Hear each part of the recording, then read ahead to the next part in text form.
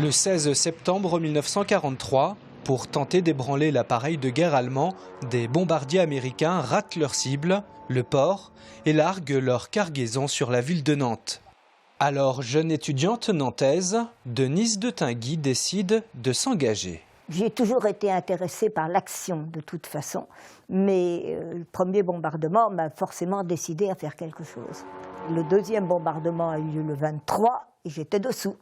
La jeune fille passe alors son brevet de secouriste afin de pouvoir s'engager dans les équipes d'urgence de la Croix-Rouge et reprend de nouvelles études pour devenir infirmière.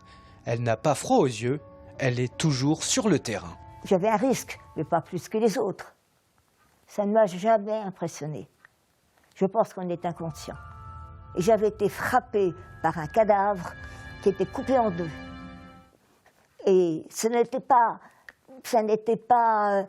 impressionnant parce que c'était tellement couvert de sable et de plâtre que ça n'était pas sanguinolent.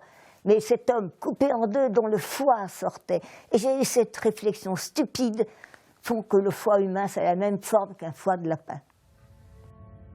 Nantes est libérée le 12 août 1944. Denise de Tinguy s'engage alors pour un bataillon des forces françaises de l'intérieur dans son département, la Loire-Inférieure, puis ensuite intègre la première armée, celle du général de Lattre de Tassigny.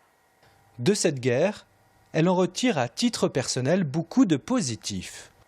Curieusement que ça puisse paraître, je garde un très bon souvenir de cette époque. Je dis, on faisait au moins, on vivait, on faisait quelque chose d'intéressant, on servait à quelque chose. Voilà une femme rare et courageuse qui, pendant la guerre, n'est pas restée les bras croisés. Bien au contraire, elle a risqué sa vie pour sauver celle des autres.